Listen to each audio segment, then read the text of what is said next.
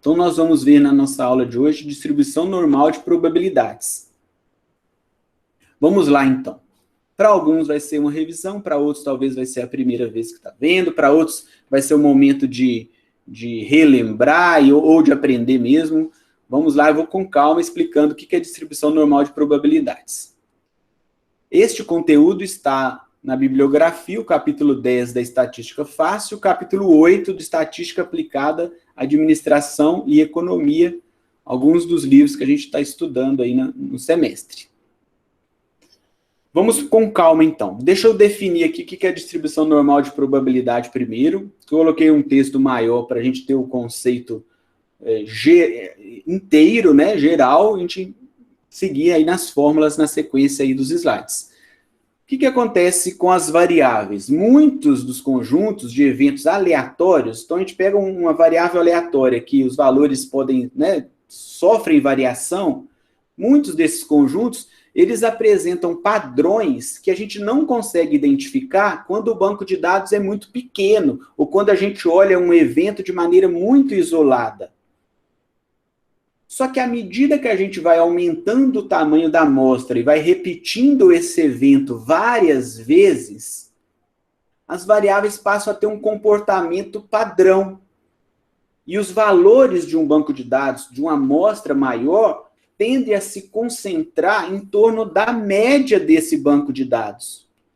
E à medida que a gente vai se afastando da média, a frequência desses valores vai diminuindo. Isso é distribuição normal de probabilidade. Os estatísticos, ao longo dos séculos, começaram a perceber que se a gente repetisse um evento várias vezes, os valores vão se concentrar em torno de uma média. E aí a gente vai ter uma curva, a gente chama de curva normal de probabilidade, onde a maior frequência dos valores estão em torno da média. E à medida que vai se afastando da média, essa frequência diminui. Então a gente vai ter uma curva em formato de um sino. E olha o padrão da curva no slide seguinte, vai ficar bem visível o que é essa curva normal de probabilidade. Essa curva é chamada de curva normal de Gauss. Então Gauss foi o estatístico que desenvolveu esse método e encontrou um padrão de comportamento das variáveis aleatórias.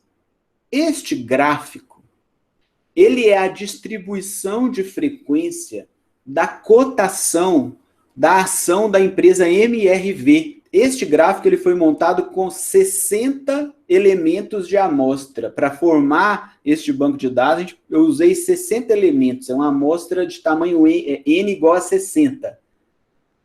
Todas as cotações desses 60 dias da ação MRV. Reparem que a maior frequência de valores dessa ação ficou aqui entre 17,58 e 18,68. Neste intervalo. Isso aqui é uma distribuição de frequência com intervalos de classe. A média está aqui em torno desses valores, 17,58, 18,68.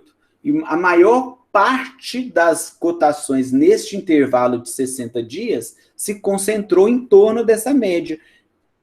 E a gente tem esse formato do gráfico, porque à medida que vai se afastando da média, a frequência vai diminuindo. É uma questão lógica, porque a média, ela pega todos os valores do banco de dados e ela concentra em torno dela valores extremos, sim, mas valores com maior frequência. Então, quando a gente traça aqui, em torno desse gráfico de distribuição de frequência, um padrão de curva, a gente tem essa curva normal, esse formato de sino. As maiores quantidades de valores estão ali no centro dessa curva de distribuição. Então, a gente vai ter uma curva de distribuição de probabilidade. Vocês já podem pensar, onde está a maior probabilidade de a gente encontrar valores nesse banco de dados? Ali no centro da curva. A maior probabilidade. A gente encontrar valores que estão nos extremos, a gente vai ter menor probabilidade de conseguir fazer isso. Então, a área total limitada pela curva de Gauss que é essa curva preta aí em formato de sino. E o eixo das abscissas, o eixo X, é igual a 1. Por que 1? Porque 1 nos leva ao 100% de probabilidade. Claro, né? Se eu tenho um banco de dados, a probabilidade de encontrar um valor que está naquele banco de dados, que esteja naquele banco de dados, vai ser 100%, porque o valor está ali no banco de dados. Então, toda a área da curva de probabilidade vai dar uma probabilidade de 1, de 100%. E essa curva vai mostrar justamente a probabilidade da variável aleatória x assumir qualquer valor real ali nesse banco de dados. A gente entender o que é a curva normal de Gauss facilita muito no andamento do trabalho. Nós vamos identificar probabilidades de encontrar uma variável dentro de um banco de dados. Eu vou até voltar aqui no gráfico para mostrar uma coisa para vocês. Nós temos o total da curva, que é 1. Se eu dividir essa curva ao meio, a probabilidade da variável x estar acima da média é igual à probabilidade da variável x estar abaixo da média. E essa probabilidade é de 50%. Na notação que a gente está usando ali é de 0,5, né? É o que está escrito ali. Como a curva ela é simétrica, ela pode ser dividida ao meio e a parte superior vai ter 50%, a parte inferior vai ter 50% também.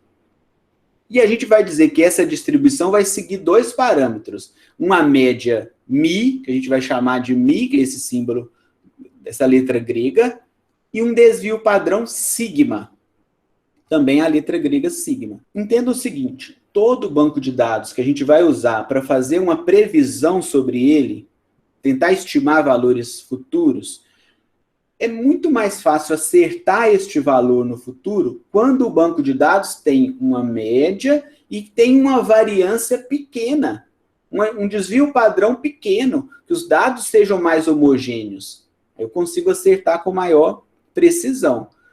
Já um outro banco de dados que tem a sua média, mas tem uma variância muito grande, ou seja, os dados são muito voláteis, é mais difícil acertar essa previsão. Então, por isso que praticamente todos os bancos de dados, a gente vai ter que calcular média, variância e desvio padrão. Sendo que o desvio padrão é a raiz quadrada da variância. Porque eu preciso de um valor central e quanto que os valores giram em torno da média. Isso é o desvio padrão. Uma curva normal de Gauss, média, moda e mediana vão estar no centro da distribuição. Justamente mostrando esse aspecto simétrico da curva. E a gente consegue provar que 34,13% da área sob a curva, ou seja, abaixo da curva, vai estar entre a média μ e um desvio padrão sigma. Então, a partir da média, se a gente distanciar um desvio padrão, 34% vai estar debaixo dessa área aí, vai corresponder a essa área da curva. É o que está mostrando aqui no gráfico dessa distribuição normal. Eu tenho no centro do gráfico a média μ. Se eu somar um desvio padrão, eu vou ter 34,13%. Se eu subtrair um desvio padrão, eu vou ter 34,13%. Se a gente for um segundo desvio padrão, se distanciar da média mais um desvio padrão, então vai ser a média μ mais 2 desvio padrão. Eu vou ter mais 13,59% para mais e 13,59% para menos. Então, a probabilidade de uma variável x estar entre este intervalo de 2 desvio padrão, 2 para mais e 2 para menos, é de 95%.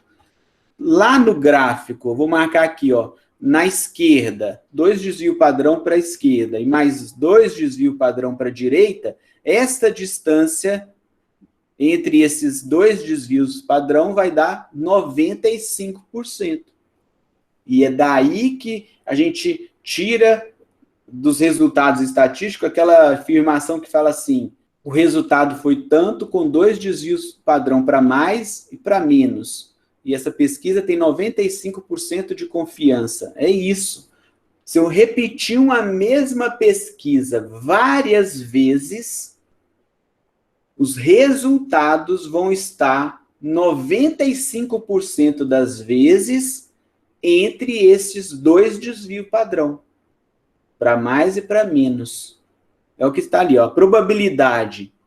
Então, a probabilidade de x ser maior que a média μ, mais dois desvios padrão, e a média μ, mais dois desvios padrão, não estou querendo dizer para mais e para menos, né? Vai ser de 95%. Isso aqui é muito importante porque já vai facilitar e adiantar nosso trabalho lá na frente. A gente já sabe que entre dois desvios padrão para mais e para menos é 95%. Se a gente expandir mais ainda, ir para terceiro desvio padrão, quarto desvio padrão, e se afastando mais ainda da média, a gente vai chegar nos 99,9999%. Se a gente somar o 2,28% aqui na esquerda e somando todas essas probabilidades, vai dar 99,99%. Só que a gente não consegue calcular essa probabilidade a partir desse banco de dados. A gente precisa de usar uma variável alternativa para encontrar essas probabilidades. E a gente vai usar, então, a variável z, que é a variável, a gente chama de variável reduzida. A partir dessa variável z, e aí a gente vai usar uma tabela de distribuição z, a gente encontra essas probabilidades. Como é que a gente vai usar e encontrar essa variável z? A gente vai considerar que a média μ vai ser igual a 0 e que o desvio padrão vai ser igual a 1. E aí, então, a gente vai ir de um em um desvio padrão. A gente vai transformar qualquer variável aleatória x em uma variável normal reduzida z através dessa fórmula. Nós vamos encontrar essa variável z. Essa variável z vai ser a variável x, que a gente deseja encontrar a probabilidade dela, menos a sua média, dividido pelo desvio padrão. Então, de um banco de dados, a gente vai encontrar a média dele e vai encontrar o desvio padrão dele. Então, pense, para achar a variável z, a partir do banco de dados, a gente tem que ter essa informação da média e do seu desvio padrão. E aí a gente escolhe as variáveis x que a gente deseja encontrar a probabilidade, encontra a variável z, vamos na tabela encontrar qual que é a probabilidade da variável z. E a partir desse resultado, nós vamos usar este resultado para ser a probabilidade da variável x. Agora sim, os exemplos. Seja x a cotação da ação MRV3 entre 11/5/2020 e 6/11/2020, com média igual a 17,77 e desvio padrão igual a 1,61. Quero saber qual que é a probabilidade de escolher aleatoriamente uma dessas cotações, selecionar uma dessas cotações entre 17,77 e 18,50. São valores todos aí em reais. Quero saber qual vai ser essa probabilidade. Para isso, eu vou ter que usar a variável normal reduzida z. Nós vamos fazer isso aqui. Em uma notação matemática, o que esse enunciado está pedindo é a probabilidade de x está entre 17,77 e 18,50. É isso que o enunciado está querendo. Só que 17,77 já é a própria média. Eu tenho que encontrar o valor referente a 18,50. Por que o 17,17, sendo a própria média, não chega a ser um problema? Porque nós definimos anteriormente aqui que nós vamos considerar que a média é zero. Considera-se que a média μ seja zero e o desvio padrão seja 1. Então, neste primeiro exemplo, que é um exemplo mais simples para a gente começar, o 17,77 a gente já vai considerar que ele é zero, lá na distribuição Z, na hora que a gente for usar a tabela Z. Ok? Nós vamos encontrar a probabilidade de x estar nesse intervalo. Vamos calcular o valor da variável Z. Então, seria 18,50, que é a variável que a gente está procurando, menos 17,77, que é a média, dividido por 1,61, que é o desvio padrão. Essa variável Z vai dar 0,73 sobre 1,61. A variável Z vai dar 0,45. Lembrando, o que a gente está procurando? A probabilidade de x está entre 17,77 e 18,50. Quando a gente transformar isso para a variável Z, a correspondência é a probabilidade de Z está entre 0, lembra que eu falei da média ser 17,77, Z está entre 0 e 0,45. Então, 17,77 corresponde ao 0, 18,50 corresponde ao 0,45. Lá na tabela Z, a gente vai encontrar a probabilidade referente a esse 0,45. Ok? É isso que a gente vai fazer, então, agora. Repetindo aí o que a gente viu no slide anterior, para a gente relembrar, está aí a tabela Z. Como que a tabela Z funciona? Nós vamos procurar nas linhas e nas colunas o valor correspondente ao Z que nós calculamos. O Z que a gente calculou aqui é o 0,45. Na linha 0,4 e na coluna 0,05. Para na hora que eu juntar linha e coluna vai dar 0,45. E aí, naquela célula deste encontro de linhas e colunas, estará a probabilidade que eu estou procurando. É o que eu mostrei aqui nessa tabela. O encontro das linhas e colunas que eu preciso, né, que é o Z045, vai dar 0,1736. Então, na tabela Z, a probabilidade de Z estar entre 0 e 0,45 é de 0,1736. Olha o desenho aqui na direita, em cima da tabela, mostrando justamente isso. Essa área que está listrada aqui, abaixo da linha de distribuição normal, esta área corresponde a 0,1736, ou 17,36%. Lembre, o que a gente procura na tabela Z é a probabilidade. É isso que a gente procura lá na tabela Z. Vamos ver esse gráfico aqui para a gente achar essa probabilidade num gráfico maior, vai ficar mais fácil de entender. No nosso exemplo 1, tenho aqui a curva de distribuição normal. Nós calculamos o valor do Z referente ao 18,50 e deu 0,45. Então, na hora de mostrar lá no gráfico, eu tenho toda essa área da curva normal, que vale 1. Da esquerda até a direita, tudo que está debaixo dessa linha, toda essa área vale 1. Ou seja, é a probabilidade de 100%. Eu quero achar a probabilidade que vai até 18,50.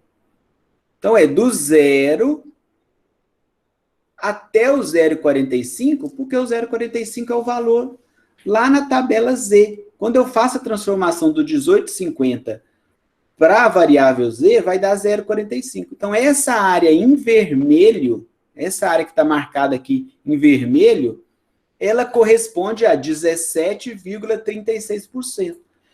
Então, olha o que eu escrevi ali, ó. A probabilidade de X está entre 17,77 e 18,50 é 17,36%. A gente não vai achar a probabilidade a partir do valor original de X. Eu tenho que fazer a transformação primeiro.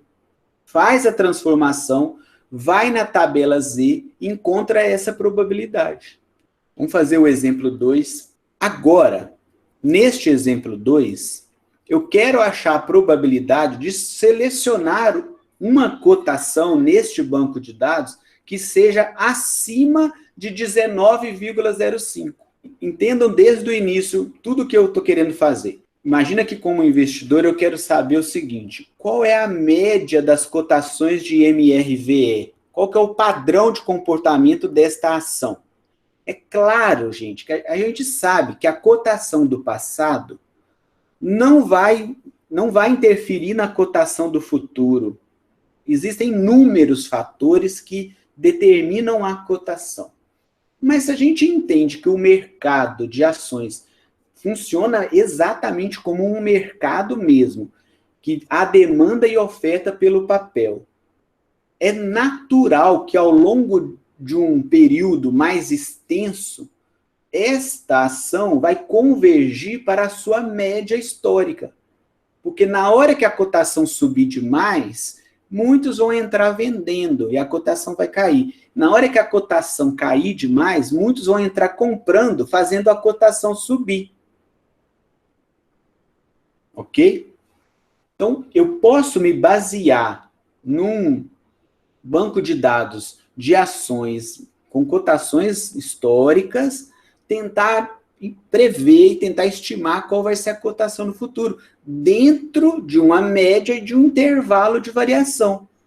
É mais provável, ou seja, tem mais probabilidade que esta ação vai variar dentro de um intervalo de confiança.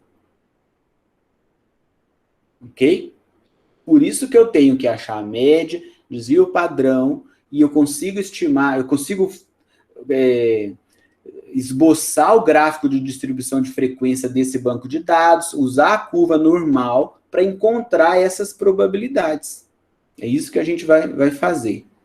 Então, nós fizemos no exemplo anterior, achando um intervalo a partir da média. Agora, nesse exemplo 2, eu quero, dentro desse banco de dados, de 60 elementos, achar uma cotação que esteja acima de 19,05. Então, o que a gente vai procurar? Probabilidade de X ser maior que 19,05. A média desse banco de dados é 17,77. Eu quero achar uma cotação, selecionar lá uma cotação que seja acima de 19,05. Então, eu vou achar a variável reduzida Z, para usar esse valor lá na tabela e encontrar a probabilidade. X é o 19,05, é o que o enunciado está pedindo, é a minha referência. Então, é o valor de X menos a média do banco de dados dividido pelo desvio padrão do banco de dados. Então, vai ser Z 19,05 menos 17,77 sobre 1,61. A variável Z vai dar 0,79. Então, lá na tabela Z, eu vou pegar na linha e nas colunas, encontrar 0,79. Como eu transformei 19,05 em 0,79, eu tenho essa correspondência. A probabilidade de X é a probabilidade de Z. Eu quero achar a probabilidade agora de Z ser maior que 0,79. Então, nas linhas, eu vou achar aqui o 0,7... e lá nas colunas, o 0,09, para dar o 0,79. A célula que mostra este encontro nos dá a informação de 0,2852. 0,2852. Olha só. A partir dos... A probabilidade de Z ser igual a 0,79... igual a 0,79, Z corresponde ao 19,05 lá na tabela, né? Essa probabilidade dá 0,2852. Então, de 0 até 0,79, acompanha comigo aí no gráfico, de 0 até 0,79, eu tenho essa área, não a área em vermelha, tá? Do 0 até o 0,79. Eu tenho 0,2852. Só que da metade do gráfico para a direita, toda essa área da metade do gráfico para a direita tem 0,5. Então, 0,5 menos 28,52 vai dar 0,2148. É a área que eu estou querendo, 0,2148. Então, essa área em vermelho que está aqui no gráfico, que está acima do 0,79, tem 21,48% de probabilidade. A probabilidade de encontrar uma cotação acima de 19,05 é 21,48%. Repare que eu vou sempre achar o valor de Z do zero até ele. Então, o Z é 0,79. Eu acho na tabela a probabilidade sempre do zero até ele. Só que neste exemplo 2, eu não estou querendo saber a probabilidade do zero até a variável Z. Eu estou querendo acima de Z. Eu tenho que subtrair da metade do gráfico a área que eu não quero, ou tirar a parte que eu não quero, e vai sobrar justamente o que eu quero, que é acima de Z. Então, esta área em vermelho, a probabilidade de 21,48%. Aí, onde que está, talvez, a dificuldade, mas o raciocínio da matéria, né, dessa técnica, é justamente identificar as áreas que a gente deseja. Quais são as áreas que a gente deseja encontrar a probabilidade. Sempre lembrando que a tabela vai dar a probabilidade do zero em relação ao Z, sempre. Agora, no exemplo 3, eu peguei uma situação que vai ter uma variação em torno da média, tanto para mais quanto para menos. Então, a gente vai ter agora uma situação de probabilidade negativa e positiva aqui, tá? Vai dar para menos e para mais aqui. Deixa eu fazer mais um exemplo. Ó, qual a probabilidade de selecionar uma cotação entre 16,65 e 18 reais? Entre 16,65 e 18. 16,65 está abaixo da média. 18 está acima da média. Agora, eu vou ter que encontrar variáveis Z para os dois valores de X. Vou ter que fazer um cálculo para o 18, vou ter que fazer um cálculo para o 16,65. Então, vou encontrar a variável Z para o 18. Então, vai ficar 18 menos a média, 17,77, dividido pelo desvio padrão, 1,61. Essa variável Z vai dar 0,23 dividido por 1,61. A variável Z vai dar 0,14. Vou guardar essa variável Z, eu vou usar daqui a pouco. Porque eu vou encontrar também a variável Z para o 16,65. 16,65 menos 17,77 sobre 1,61 vai dar menos 1,12 sobre 1,61. O Z vai dar menos 0,69. Vou lá na tabela encontrar as probabilidades correspondentes a esses dois valores de Z. Vamos lá fazer isso, então. 0,14 menos 0,69. Qual a probabilidade de selecionar uma cotação entre 16,65 e 18? Usando a referência da variável Z, eu quero saber a probabilidade de encontrar Z entre menos 0,69 e 0,14.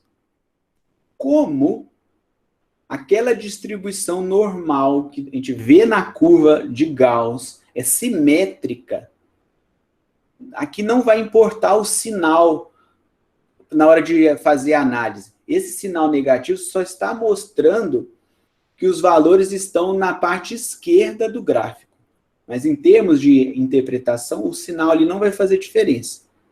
Então, na tabela, essa célula que está marcada aqui em laranja é a probabilidade de Z ser igual a 0,14. 0,1 com 0,04. 0,14. Vai dar uma probabilidade de 0,0557. Na célula vermelha, aqui em vermelho, é a probabilidade de Z ser 0,69. Eu vou o 0,6 na linha, o 0,09 na coluna. Isso acho que ficou claro para todo mundo como é que acha o Z, né? Você vai juntar informações de linhas e colunas. Então, tem as probabilidades dos dois extremos. Vamos lá, então, no gráfico. Muitas vezes, os alunos perguntam assim, é obrigado fazer esse gráfico? Não, não é obrigado, mas ele só facilita a visualização do que a gente precisa encontrar. Então, na curva de distribuição normal, eu tenho a média 0, o Mi lá é 0, que está mostrando aqui no gráfico. Nós achamos os valores de Z para a direita e para a esquerda. Então, para a direita é o 0,14, para a esquerda o menos 0,69. E como a tabela Z mostra a probabilidade sempre do centro até o valor de Z, do 0 para a direita ali, ó, do 0 ao 0,14, vai ter uma probabilidade de 0,0557.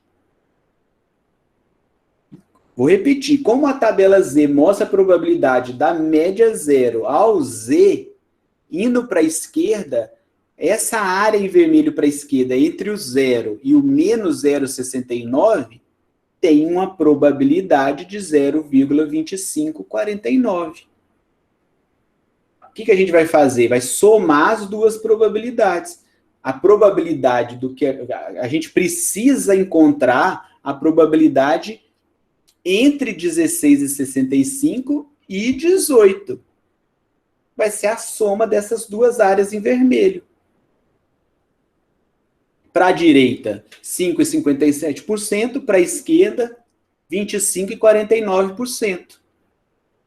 A soma dessas duas probabilidades vai dar 31,06%. Então, entre esses extremos que nós calculamos, a chance de eu escolher uma cotação estar nesse intervalo é de 31,06%. O que é mais importante para gravar aqui? Primeiro, como usar a tabela. Você vai localizar linhas e colunas, o valor de Z que foi encontrado lá na fórmula de Z. E lembrar que o resultado da tabela, a informação que está ali no corpo da tabela Z, é sempre a probabilidade do 0 até o valor de Z. Você vai ter que ir, então, raciocinando para ir identificando a área que você precisa encontrar a probabilidade. Vai ter horas que vai ter que tirar de 0,5, vai ter horas que vai ter que somar as áreas centrais, vai ter horas que vai ser exatamente da média até o valor da variável x, que foi o primeiro exemplo, e talvez essa seja a maior dificuldade, mas é só a prática que vai permitir identificar isso rápido. Ok? No mundo real, se você vai usar isso aqui no mundo real, você quer estimar um valor de venda, quer estimar, fazer uma projeção de custos, quer estimar, quer determinar o preço de um produto, a probabilidade, você vai encontrar probabilidades de bancos de dados. É isso que a gente está fazendo. A estatística é isso, né, pessoal? Pegar bancos de dados e tentar prever valores futuros. Valores que mais aparecem num banco de dados vão ter maior probabilidade de serem repetidos, de acontecerem novamente. Por isso que a área central da curva ela é maior, porque tem maior probabilidade. São os valores que mais estão em torno da média. Por isso que a curva tem esse formato. Vou terminar essa apresentação dando um passo a mais. Mas não vou chegar no final do caminho, vou dar só mais um passo, que é o seguinte: nós vamos calcular os intervalos de confiança. Os intervalos de confiança vão nos dar a margem de erro de um banco de dados. A margem de erro da estimativa, ela vai ser dada justamente pela amplitude do intervalo de confiança. O quão amplo é esse intervalo. Quanto maior for esse intervalo, maior vai ser a margem de erro. Quanto menor for o intervalo, menor vai ser a margem de erro. Eu vou mostrar aqui, nesses slides na aula de hoje, só a situação para amostras grandes, com um N maior do que 30. Depois eu mostro como fazer para amostras pequenas, um N menor do que 30, tá bom? Para amostras grandes, o intervalo de confiança ali com 95%, ele é dado pela média Mi mais ou menos 1,96 vezes o erro padrão da média. Vamos com calma. Por que ali está o 1,96? Porque esse 1,96 é aquele 2 desvio padrão arredondado lá da curva normal. Entre 2 desvio padrão, a gente vai ter 95% de confiança. Repetindo, o que é o 95% de confiança? É que se a gente repetir a pesquisa, a experiência 100 vezes, 95% das vezes, o resultado vai estar neste intervalo de 2 desvio padrão, 2 para mais, 2 para menos. Certo? Então, para amostras muito grandes, a gente consegue 95% de confiança para esse intervalo. 1,96 para mais, 1,96 para menos, vezes o erro padrão da média. E esse erro padrão da média é o seguinte: a gente usa o banco de dados, usa a amostra do banco de dados, estima a equação da reta, a gente vai ter erro ali também. Mas se eu fizer essa estimativa várias vezes, e usar esse banco de dados, selecionar amostras do banco de dados várias vezes, vão ter médias diferentes. E essas médias diferentes também vão ter um erro. Também vão se desviar da verdadeira média. Talvez, acho que a maior explicação da estatística é: nós nunca trabalhamos com a população. Então, como a gente trabalha com a amostra, cada vez que a gente selecionar uma amostra, vai dar uma média diferente, vai dar um A e um B diferente, parâmetros diferentes. Então, tudo vai ter o erro, tudo vai ter desvio, tudo vai ter resíduo. Então, se eu selecionar vários elementos de amostra e ir calculando médias, também vai ter um erro padrão dessa média. As médias sempre vão dar valores diferentes, inclusive diferente do que ela deveria ser mesmo se eu estivesse trabalhando com a população. Então, para calcular esse erro padrão da média, que é o S, que é o desvio padrão da média, tá vendo aí a notação? O Szinho é o desvio padrão. Então, eu estou falando ali desvio padrão da média. O desvio padrão da média é o desvio padrão do banco de dados dividido pela raiz quadrada do número de elementos da amostra, raiz de N. Então, primeiro eu tenho que fazer essa conta, para depois achar o intervalo de confiança lá. Nós vamos fazer isso, ó. No nosso exemplo ainda da cotação da ação da MRVE3. Nesse intervalo de datas aí, 11/5 de 2020, 6/11 de 2020, tenho 60 elementos nessa amostra. A média é 17,77, desvio padrão 1,61, vou achar o erro padrão da média. Então vai ser 1,61 dividido pela raiz de 60. Isso aqui vai dar 0,21, que é o erro padrão da média. Então, eu consigo montar o intervalo de confiança. Então, eu vou ter, a partir da média Mi, para mais e para menos, 1,96 vezes o erro padrão da média. Então, tá ali, ó. Para mais ou para menos, 1,96 vezes 0,21. Isso vai dar 0,41. Vamos agora, então, achar o intervalo de confiança. Ah, e antes, eu até fiz questão de repetir isso aqui, esse gráfico eu já mostrei, para mostrar para vocês que entre os dois desvios padrão nos extremos ali, eu consigo 95% de confiança. A probabilidade de achar valores nesse intervalo é de 95%. Tá bom? E aí, concluindo aqui o exemplo, eu tenho ali mais ou menos 0,41, que é justamente os desvios, né, em torno ali da média. Se eu pegar a média, 17,77, e tirar 0,41, vai dar 17,36. Se eu pegar 17,77 e somar 0,41, vai dar 18,18. Então, neste banco de dados de 60 cotações da MRVE, se eu repetir essa seleção de uma dessas cotações 100 vezes, 95% das vezes, esta cotação tende a estar entre 17,36 e 18,18. Como investidor, consigo ter uma segurança mais ou menos da volatilidade dessa ação. Ou seja, 95% das vezes vai estar nesse intervalo. Mas a ideia geral é isso. Eu pego um banco de dados e calculo probabilidades de encontrar valores em intervalos de confiança. A aplicação da matéria é isso. E eu consigo acertar mais as previsões, né? Nesse exemplo aqui, tem uma grande chance de acertar qual vai ser a cotação da MRV. Vai estar nesse intervalo, entre 17,36 e 18,18, né? Até aqui o dia 6/11 de 2020. Ok? Então eu termino essa primeira parte aqui sobre distribuição normal de probabilidade nessa aula de hoje. Tenho ainda que mostrar para vocês como calcular intervalo de confiança para amostras com menos de 30 elementos. Aí eu tenho que explicar a tabela T, um pouquinho mais demorado, e eu vou deixar para depois.